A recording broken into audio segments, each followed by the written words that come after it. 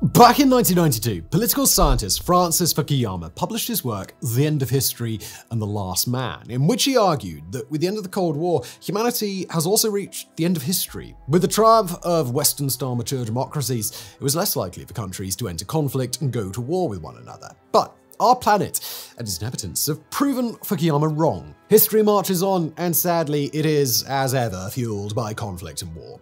The way we fight each other has changed greatly since the early 1990s, and strategies, tactics, and equipment are due to evolve even more in the coming decades thanks to increasingly accelerated advances in computing technology. So, that is the big question. Are we able to accurately predict how future wars will be fought, and what will the battlefields of 2050 look like?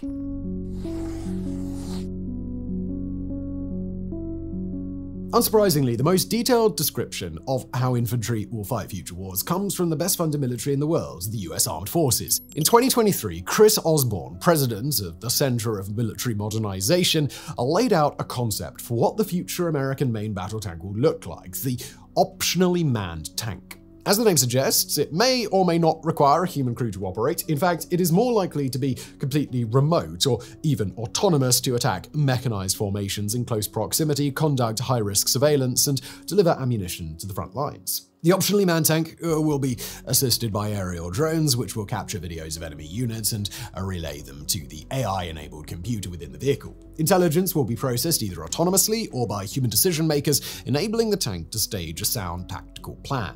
In the words of Lieutenant General Ross Kaufman, Deputy Commander of the US Army Futures Command, quote, "We will use AI to reduce the cognitive burden, but we allow human reason and decision-making to assess those items not exactly tangible, where there is not a ones and zeros solution." But according to most military futurologists, the main battle tank will cease to be king of the battlefields in 2050. In 2018, the US Army Research Laboratory issued a paper titled Ground Warfare in 2050, How It Might Look, which was authored by Alexander Kott at the Computational Information Sciences Directorate. Based on a UN prediction that by 2050, 68% of the planet's population will live in cities, Kott estimated that most combat will take place mostly in dense urban areas amidst broken rubble. A good deal of fighting might also take place in heavily forested or jungle terrain. Hence, while some ground vehicles will still rely on wheels and tracks to get around, legged locomotion will become increasingly important. That's right, by 2050, we may have something similar to mechs or ATSTs. Or in Kott's words, ground robots will be equipped with limbs for climbing over boulders, piles of fallen trees, urban rubble, and such. Army walkers will be most likely modest in size, similar to a mule or a bear. They can be used to transport 1 or 2 soldiers at a time, but their main use will be to transport communication equipment, machine guns, or light artillery pieces. Other soldiers will travel independently, either on foot or assisted by exoskeletons. Ground vehicles will be assisted by small, unmanned aerial craft, which Kott describes as helicopter robots, which will ferry them to the front line by flying very close to the ground, a technique known as Nap of the Earth Flight, or NOE. These helicopter robots will also be in charge of resupplying both personnel and their combat vehicles, but the latter will also need to be frequently recharged. Kott predicts that most gear will be electric, and thus specialized robotic vehicles will roam the battlefield, acting as mobile power plants. They may even use laser technology to power their ground and airborne buddies remotely. The future battlefields will be made even more lethal than today by the use of highly advanced weaponry. The Army Research Laboratory envisages the use of high supersonic missiles and ammunition, most of which will be intelligent and autonomous.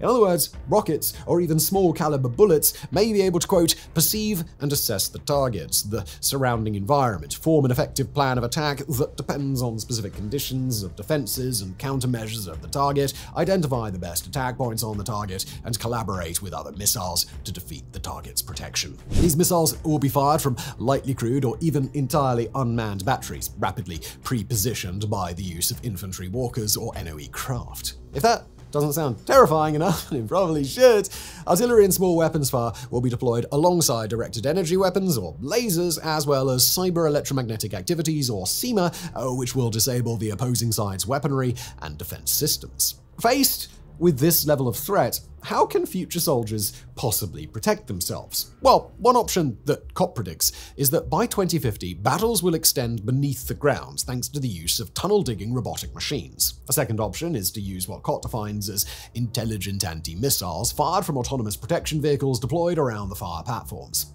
The basic concept is to intercept incoming, pointy, scary things with more outgoing, pointy, scary things. A more refined concept is to use clouds of drones hovering above friendly positions. They may fire anti-missiles or simply sacrifice themselves by diving in front of the enemy shells and taking the hit. As per the use of heavy armor, this will become less common, as it may prove ineffective against sophisticated intelligent missiles. Light armor may still be used to protect personnel against shrapnel and flying debris. Now look, war is inherently chaotic, but the war of the future sounds incredibly chaotic. Hence, there is going to be an increased importance on intelligence, surveillance, and reconnaissance equipment, or ISR.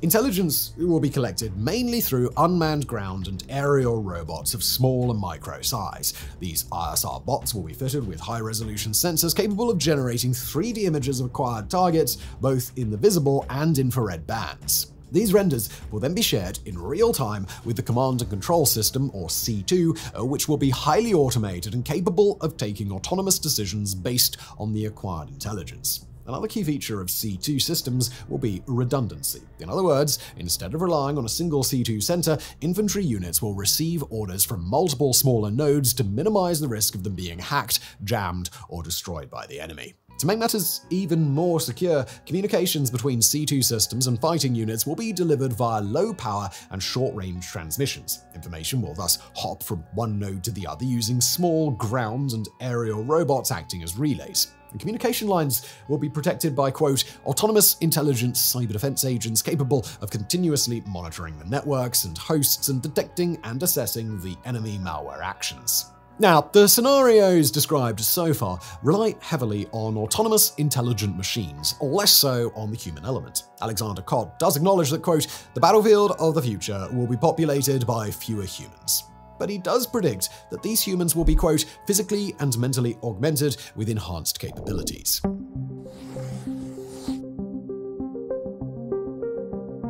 So, how exactly will future soldiers be augmented or enhanced? In October 2019, a study group within the US Army published a report answering exactly that question. The study group was the Biotechnologies for Health and Human Performance Council, and their report was titled Cyber Soldier 2050: Human-Machine Fusion and the Implications for the Future of the DoD. The objective of their analysis was, quote, to determine the potential of machines that are physically integrated within the human body to augment and enhance the performance of human beings over the next 30 years.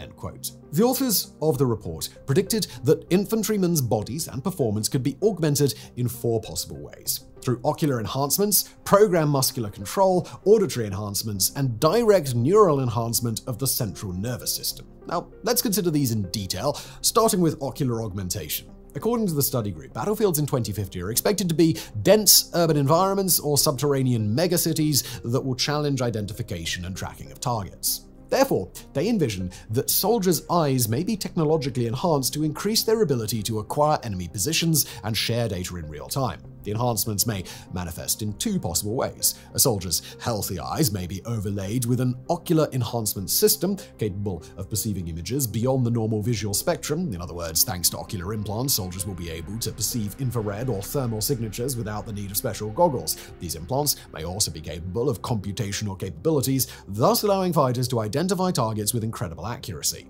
Data streams captured through the ocular implants would then travel through the optic nerve and into the brain. But advanced versions of these enhancements may even be able to transmit the acquired data to other soldiers, command and control centers, or even to unmanned fighting vehicles. The second option considered by the study group is a complete replacement of the eyeball with a mechanical or electronic device. Such a device could potentially capture and interpret a much wider spectrum of visual data compared to the first option. So, an overall win for the cyborgs of the future. The study group acknowledges that it is unlikely that individuals would willingly undergo removal of healthy tissue in an area considered to be sensitive, to which we can say, no shit. The Council, in fact, introduces a key concept. Any artificial enhancement to combat personnel should be considered mainly for those who have suffered debilitating injuries or disease. In this specific case, they state that, quote, ocular enhancement would be an attractive medical option in situations where the eye tissue has been damaged or destroyed. The central and critical role that vision plays in society would likely motivate warfighters who have lost part or all of their vision to voluntarily undergo surgery that would restore or even improve their ability to see. So, RoboCop was right. Sight is not the only sense soldiers rely on, though, and hearing is equally important. Fighters in 2050 may be able to undergo a modification or even a complete replacement of their middle ear bones and the cochlea. This would improve the soldiers' hearing abilities, allowing them to perceive frequencies beyond the grasp of the human ear, such as low-amplitude sounds. Such capabilities would power up their situational awareness, enabling frontline combatants to identify threats beyond their field of vision, however enhanced that field of vision may be. As per the previous example, the DoD study group expects that, quote, those with acceptable current auditory capabilities would be unlikely to receive this type of enhancement. Next, the Biotechnologies for Health and Human Performance Council looked at how to enhance muscle control and physical performance. The study group envisages that this could be achieved through a optogenetic controller, i.e. a network of sensors placed under the skin which would stimulate critical muscle tissue and nerve nodes via programmed light pulses. These sensors would effectively be able to control the movements of soldiers or, quote, to affect a fluid muscular action in a choreographed dance. The end goal, in this case, would be to minimize casualties through automated hazard avoidance, to restore the function of damaged joints or muscles, and in general to enhance the physical capabilities of combat personnel. In a further evolution of this concept, the optogenetic controller could be pre-programmed to perform highly complex and hazardous tasks. The controller would then become a sort of artificial puppet master, guiding the limbs and movements of even a novice soldier into performing feats worthy of a special forces operative. And finally, the Council looked at a key aspect of future warfare. How will personnel interface themselves with weapon systems and unmanned fighting vehicles? In their view, this will happen via BCI, or brain-computer interfacing. In practical terms, the brain activity of soldiers may be monitored via electrodes placed on their skull or even implanted directly onto their brains. Thanks to these electrodes, trained personnel will be able to control with their thoughts the actions of vehicles and equipment connected to the same network. These implants may even be used to convey information directly from frontline personnel to command and control centers and vice versa. The DoD experts foresee that this type of neural implant may be operational as early as 2030 and made available to special forces, fighter pilots, and unmanned fighting vehicle operators. The Biotechnology for Health and Human Performance Council also takes into account the long-term effects of enhancing personnel's physical, sensory, and mental performance. For example, the study group considers what happens when an enhanced individual returns to civilian life. Will the military deactivate or downgrade the enhancements previously applied? And if so, what could be the impact on the individual from the biological, psychological, and social perspective? The Council considers the possibility that these veterans may suffer from post-enhancement distress syndrome, or PDS, characterized by feelings of inferiority, withdrawal, or depression. On the other hand, what if enhanced individuals retain their military-issue upgrades? The artificial implants may cause serious health problems in the long run, requiring treatment or even hospitalization. Will the armed forces be required to foot the bill? And even if the upgraded veterans experience no ailment whatsoever, they will have to contend with public opinion. Will they be admired as a heroic former fighter endowed with superhuman capabilities, or will they face prejudice and ostracism? In general, the DoD Council appears very concerned with the ethical implications of creating cyborg soldiers, and honestly, rightfully so. A key point is enhancements can't be forced upon defense personnel, but soldiers could volunteer to undergo the necessary procedures. Now, considering the uncertainties of the long-run implications, how can those volunteers possibly make an informed decision, though? And that's where the study group suggests that cybernetic enhancements should be offered to personnel who have suffered debilitating injuries and whose function may be restored or even augmented by the procedure that we described earlier, Robocop style. In any case, the Council recommends that, quote, ongoing efforts to develop biotechnological enhancements must be accompanied by continuity of research to prospectively evaluate the benefits, burdens, and harms incurred by individuals, bystanders, and groups. Clinical care must be extended to individuals who are burdened or harmed by biotechnological enhancements.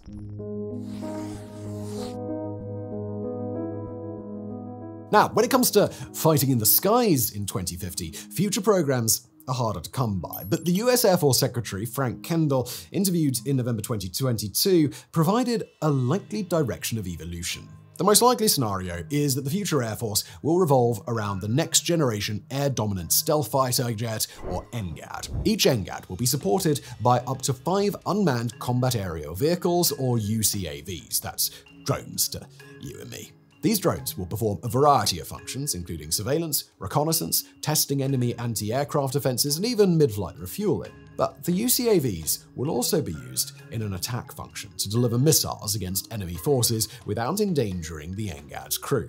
It appears that drones are set to take an increasingly larger role in aerial warfare. Future models may replace fighter jets altogether, reporting back to command and control centers placed on the ground or on drone carrier vessels. While the role of UCAVs may become larger, their size is expected to shrink. A possible development is that of micro-drones, tiny flying machines measuring as little as 1/1000th of a meter in length, which is about the width of a strand of hair.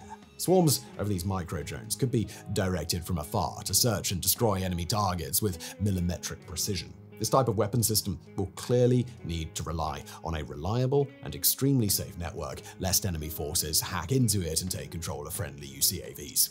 As a consequence, air forces will have to shift a great deal of resources to proactively hunting cyber threats. Future aerial combat is very likely to extend beyond the atmosphere and into low Earth orbit, where enemy powers will seek to destroy each other's military satellites. The weapons of choice, like DTB drones and drone swarms, specifically designed to operate in space and to blend in with space debris to avoid detection. Such drones may be delivered into orbit by a private or governmental carrier, potentially concealed within a larger payload. The swarm will then be released and idle in orbit for weeks or even months until the time comes to kick into action. Remote operators would then fire the drone's propulsion systems, which may rely on cold gas jets, and launch an attack against an enemy's satellites or their own fleet of drones.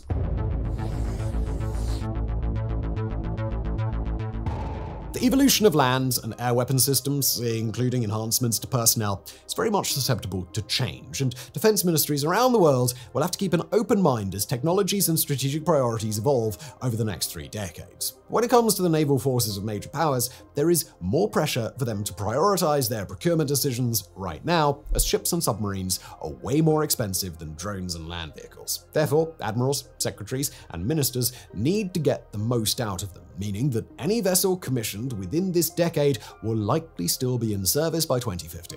According to Dr. Emma Salisbury, Sea Power Research Fellow at the Council on Geostrategy, navies worldwide should be, quote, grappling with questions about how to best incorporate technological advances into platforms, systems, and operations. Budgets are not infinite and may well become tighter, so navies need to make decisions about prioritization and sustainability in order to meet the moment. In her view, navies of the future may face a recruitment problem leading to the evolution of smaller vessels, partially or even entirely automated ones. These theoretical concepts might materialize in the construction of the US Navy's Next Generation Guided Missile Destroyer, or DDG-X, estimated to start in 2028. The ship will be powered by an evolution of the integrated electrical propulsion systems used by the Zumwalt-class destroyers commissioned back in 2016. This system will be able to generate more than 75 megawatts of electricity, which should be enough to light up a small town. More importantly, it should enable the DDG-X to travel 50% farther than the Zumwalt destroyers,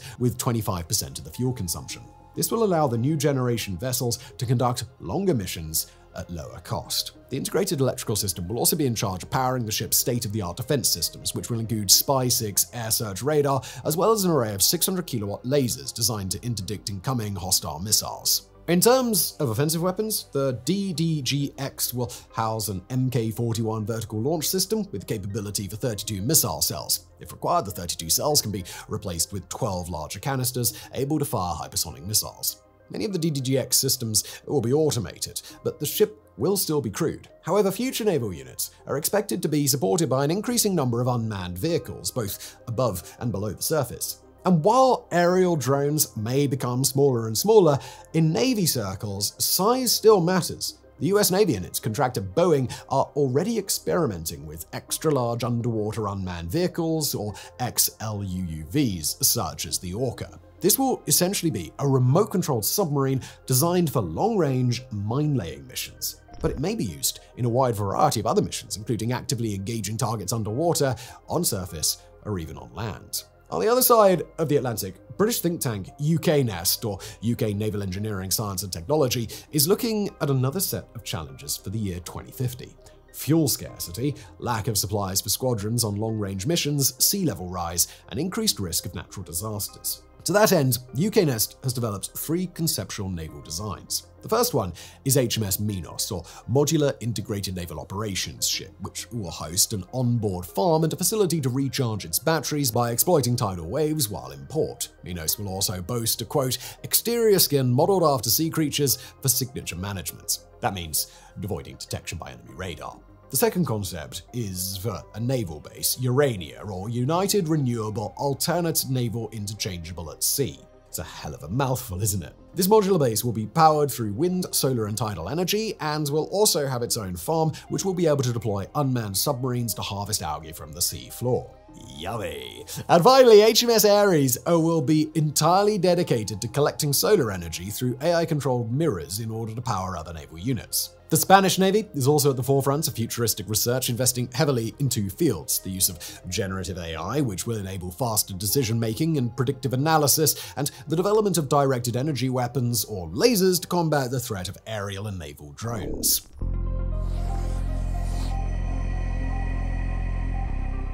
Regardless of whether fighting on land, sea, air, or in space, armies of the future will always have to contend with a 5th domain: cyberspace. This isn't shocking news, as cyber attacks against military or civilian targets, online disinformation, or the use of social media to acquire intelligence have become commonplace in the mid-2020s. These capabilities and techniques are due to continuously evolve in future conflicts, with military futurists expecting an arms race in the field of quantum information science, or QIS. In very simple terms, quantum computers rely on the superposition of particles rather than binary digits, which gives them the ability to process information much faster than their traditional counterparts. This means that whichever power will have the edge on QIS will be able to break through the cyber defenses put up by their adversaries. In particular, such power will be able to nullify their adversaries' cryptography measures and thus intercept all their communications. In general, according to the already quoted Alexander Koch, the development of QIS will have a massive impact on the capabilities of armed forces as a whole. Quote,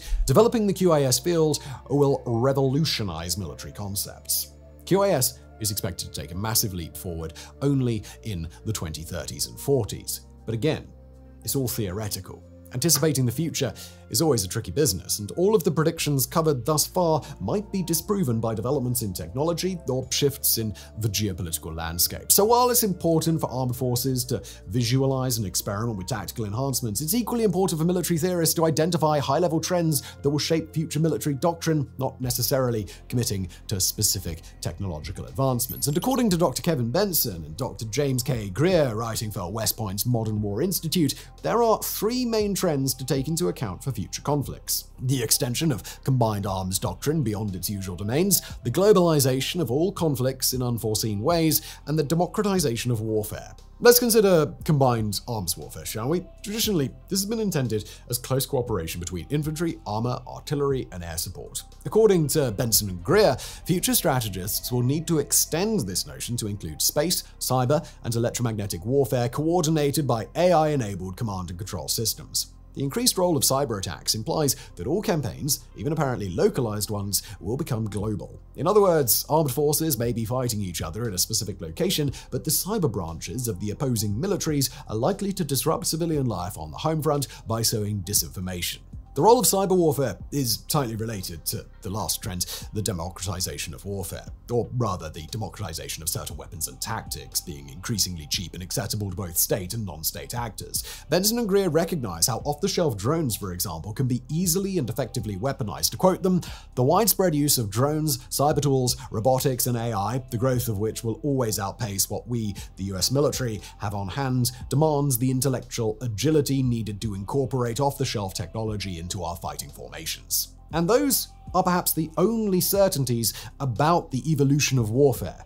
History has not reached its end, and armed conflict is here to stay. The direction military tech will evolve into is unforeseeable. Hopefully, it will become more and more intelligent and able to preserve the lives of innocent civilians. But for sure, it will require constant application of intellectual agility to grasp how new trends in technology, computing, and communication may apply to military use.